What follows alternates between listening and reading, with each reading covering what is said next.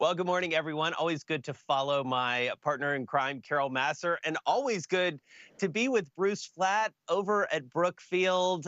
Bruce, really nice to see you. You've been traveling, I've been traveling. The world seems to be opening up. If I were to ask you to describe the state of the world right now, what would you say? Look, the really good news is the health issues have or are abating everywhere, and the vaccinations are working amazingly, and the world's opening up. People are back to business. People are back doing meetings, and so we're in that late stage of this where people are already back in the office. They are going to they have a plan to be back in the office, or they're soon to be back in the office, and that's really good. And so I'd say business is getting back to normal.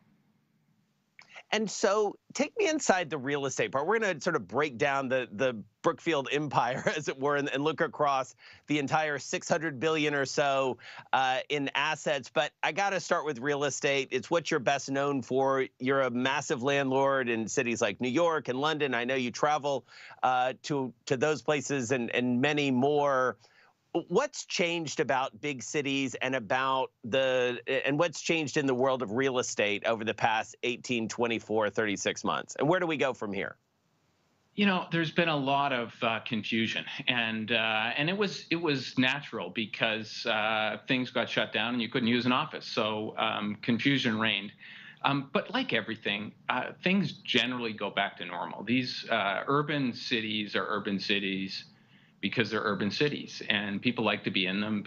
Creative jobs are in those cities. They like to be by each other. They like to go to restaurants near each other. They like to work beside their colleagues. And most employment in those office buildings, people get trained by being beside their colleagues. And so I think we're going back to somewhere near where we were before, with maybe a little more, as the world's changing, a little more online remoteness, and a few jobs continue to get outsourced to places like India or other places, and that'll just continue, and that has continued always. And the thing, Jason, I note for you is that in all these great cities, the creative jobs always change, and I'll just use New York as an example. You can look 100 years ago, what filled the city, and then 75 years ago, 50 years ago, 20 years ago, and today, and it always changes.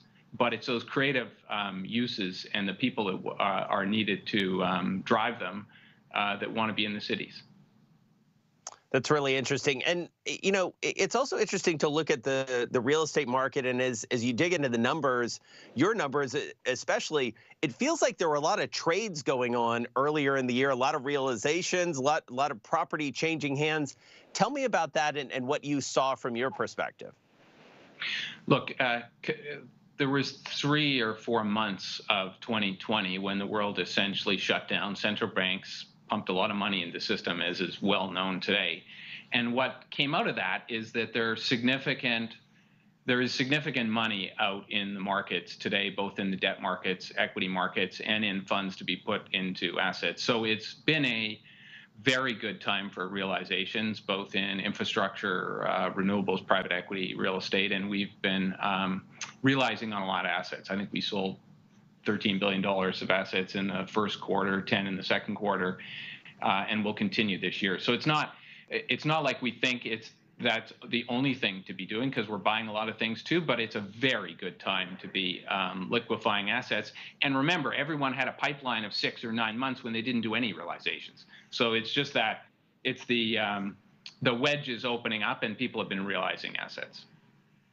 So let's talk about infrastructure if we can. It is obviously top of mind here in the United States as we look at what's going on in Washington. And, even setting the political piece aside, this is a business that you are literally and figuratively heavily invested in. You see a lot going on around the world. Help us understand what that looks like when the rubber meets the road. What sorts of deals, what's happening, and where are you actually deploying capital here? Look, I'll just use a couple of examples. The telecom infrastructure to deploy 5G and to wire the world continues to exponentially increase. And with that, there's enormous capital investment. Telecom companies don't have enough capital, and therefore they're looking for capital partners to be able to deploy that. The data center business and the cloud are deploying enormous amounts of money. Fiber to the home is significant to rewire the backbone of what's going on with everyone sitting at their home and using more and more internet. And as a result of that, the deployment of capital is significant. The amount that's going to be required to transition from our fossil fuel economy to the clean energy economy is very dramatic. It's probably the largest amount of money that will ever get spent in infrastructure over a 25-year period that's been seen before. So there's a very significant amount of money deployed, and that just means for operators that have capital that can put this money to work, it's a very good time. And so, and I want to talk about the transition business in a minute, but just staying with infrastructure, I mean, as we look across even today's headlines, you know, you guys are mentioned in some more traditional type of infrastructure deals potentially, and pipelines and whatnot. How do you balance the sort of telecom type, you know, next gen infrastructure with sort of the older, as it were, more traditional heritage infrastructure, as it were? How do you look at those markets? Yeah, so I would just say all of our businesses split in two. They split into value opportunities and growth, and 5G and data center infrastructure are being invested into by us on the basis that growth will come because of the internet and the growth that's coming in fiber. And as a result of that, I call those growth business. And then there are value opportunities.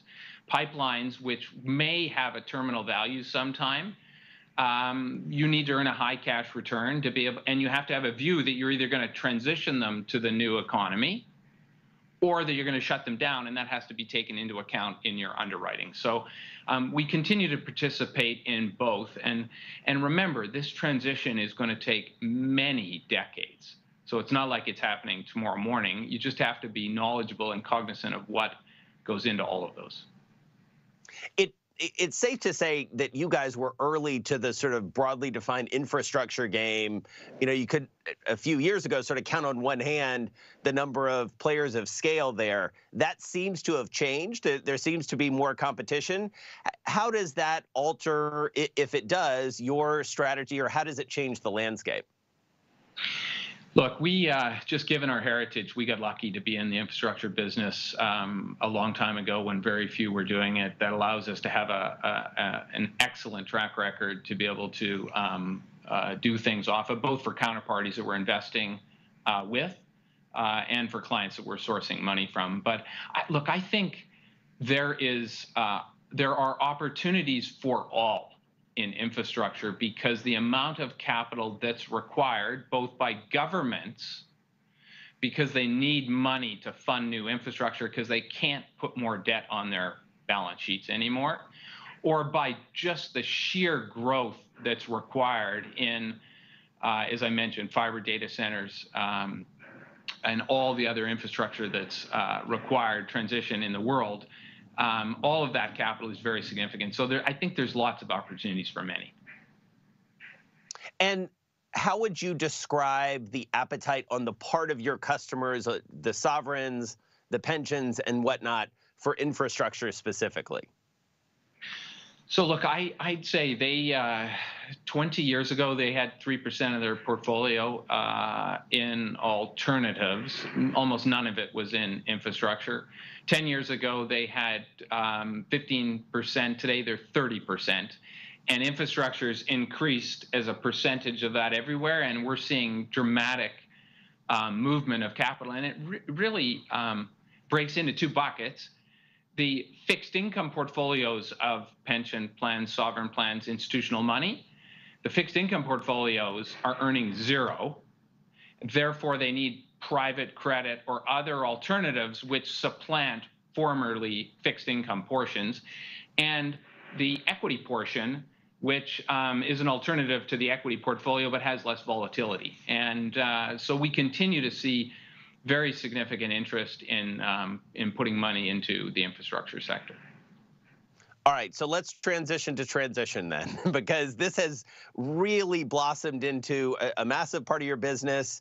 You brought on Mark Carney, obviously a very well-known name, both in the world of central banks, but also in the world of climate. You guys went out and started raising money very aggressively there. The money is certainly there to do it. Walk me through where we are at this point in the Brookfield transition strategy. Look, we've always had a strong emphasis on making our companies the best they could be. And for a long time, that's meant that we should have strong ESG policies across the board.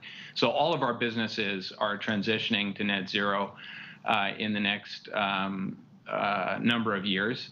And they will, and we will have plans for every business that we have to transition to net zero. On top of that, we decided that our renewables business and our operating skills to transition businesses could assist other corporations with transitioning their platforms, their businesses to net zero. And the first thing most companies recognize is that the easiest way to start is to do that with renewables, and it's a very quick way to. So we're signing up companies to long-term contracts, and we're building them new renewables to transition their energy, because a big portion of the energy stack is today needs to be transitioned to net zero. And the most leading companies in the world, I could name, you would pick 10 of the most leading companies in the world, largest market caps, and they're all in the forefront of this transition. And we're helping many of them and hope to help all of them transition themselves to net zero. The second step is, once they understand renewables and they can transition their power stack, then what we hope to do is to provide them money in their industrial processes to do the same thing. So we think there's a multi-decade stage where we continue to provide money to companies, and Mark's been very influential with our thinking on this. I'd say when we started, we had an idea, and he's refined that over the years, and we've raised a fund around it, or are raising a fund around it, and I think the opportunities will be significant. And so, as I look across the portfolio too, one of the things that is really interesting, and you mentioned this in passing, is the private credit piece.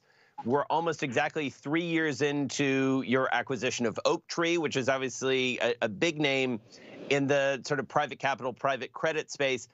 Help us understand how that has fit into the broader strategy and what you see in the world through the Oaktree lens. Look, the Oaktree business, Howard Marks, Bruce Carson, all their partners have had an excellent track record over the past 25 years. And we had an opportunity to buy 62% of it and become their partner. As simple as that. They run it.